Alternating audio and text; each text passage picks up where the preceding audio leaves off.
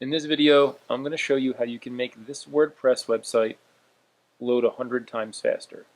More specifically, we're going to make this header area with the menu, we're going to make that load 100 times faster. And we're going to do that through the use of object caching. We're going to use WordPress transients to do it. If you don't know what a WordPress transient is and you don't know what object caching is, well, that's fine. We're going to look at it in this video. So stick around and we're going to see if we can make this happen. So what we're looking at here is a brand new fresh WordPress install, and the only things I've actually done here or added is that I've imported some dummy content. I updated the main menu and the header, just adding some items to it, and I also installed Astra and set up a starter theme. That's it. That's all I've done. Everything else is out of the box. There's no plugins, nothing like that on here. And what I want to do is try to make this header load faster. I know for a fact that WordPress kind of sucks loading menus. They just generally load pretty slowly. So I want to focus on that here. First thing I want to do is kind of get a baseline. So I'm going to jump into the code here in the header, and I'm going to add some PHP timers that are going to give me an idea of how long it's actually taking to load the header right now. So I'm basically going to get a timestamp right before the header starts to load, get another timestamp after it's done loading, subtract them from each other, and output it on the page. So let me go ahead and add some code right now that's going to do that for us, and then we'll take a look and see what our baseline is.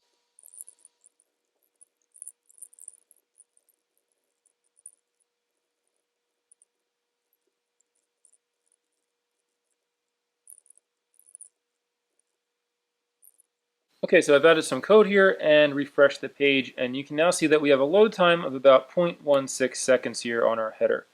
And this is kind of what we did here. I'll run through the code real quick.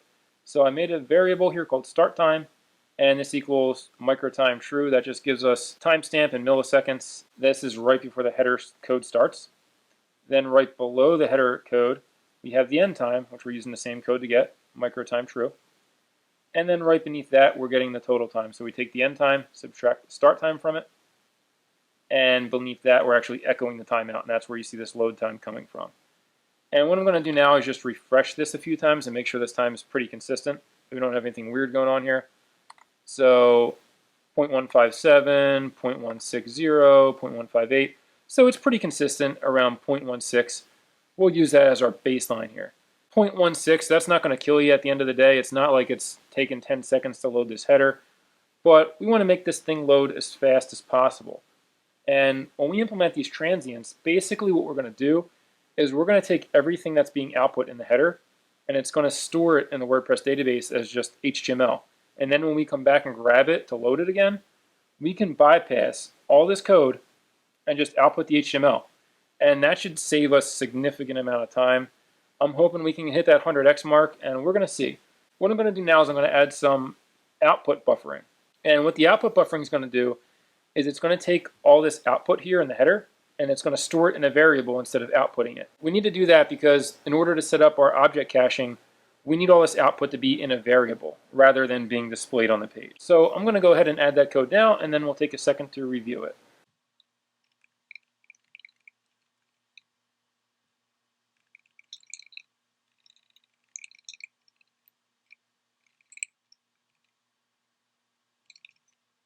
Okay, so I've added 2 lines of code here.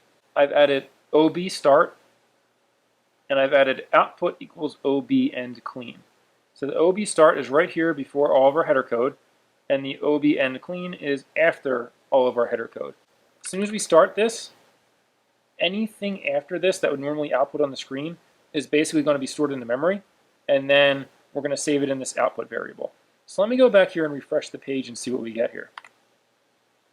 So now we can see we no longer have a header, and that's because the header output's no longer being output, it's just being stored into the memory. So I'm going to have to go down here and actually echo this out so that we can see it. So I'm going to say echo output and refresh the page again, and now we can see our headers being displayed again. It's still loading in that 0.16 second range.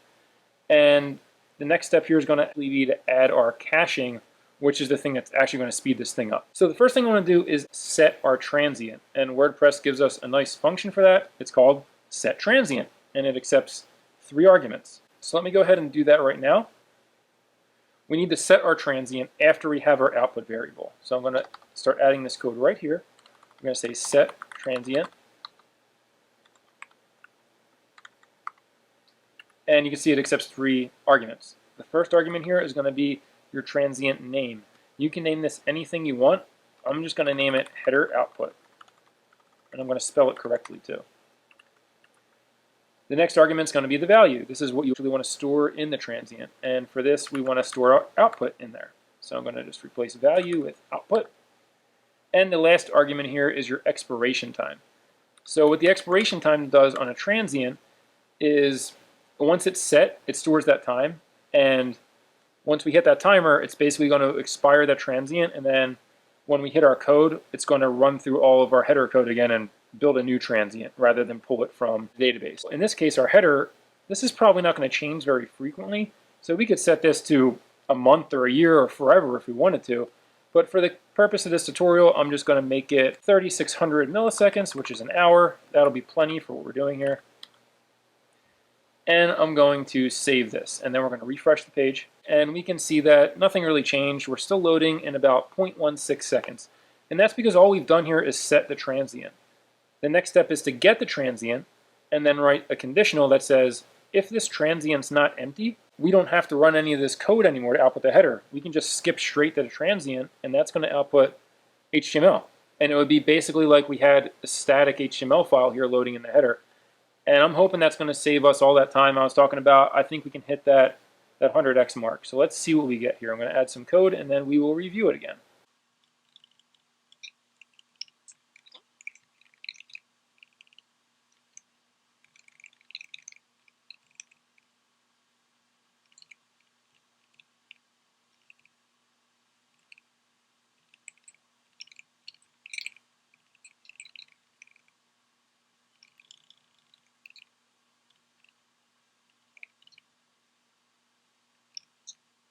Okay, so what I've done here is I added a few lines of code. I added this line right here that says output equals get transient header output.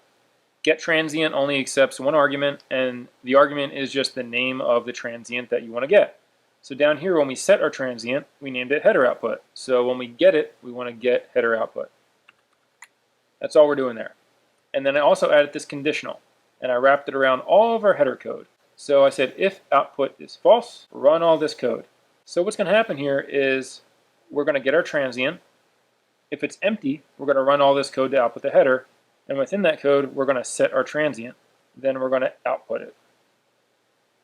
If this conditional doesn't check false, then none of this code will have to run. And we're just going to skip all the way down here and display our output without having to run any of this code. I'm going to save this, and we're going to run a refresh. And let's see what our load time is. See if we can hit that 100x mark. So we're at 0.16 now.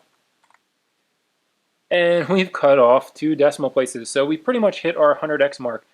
I mean, we went from 0.16 to 0.0017, so not quite. I guess we could say we made it 90 times faster. But that's close enough for me.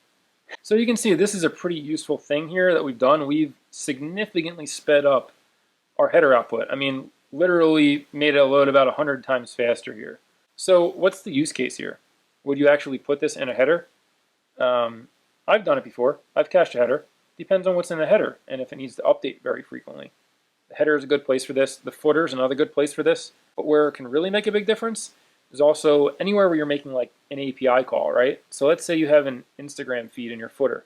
You're hitting that Instagram API every time the page loads to pull your data out of there, your images, your caption. If you wrap that in a transient, once you make that API call once, the next time the page loads, it's just going to pull the output, and you don't have to keep hitting Instagram over and over and over again. And that can save you API calls and also save you a ton of load time. So that's one of the better use cases for this, and I hope this was helpful. If you have any questions on this, leave me a comment, and make sure you subscribe if you want to see more like this.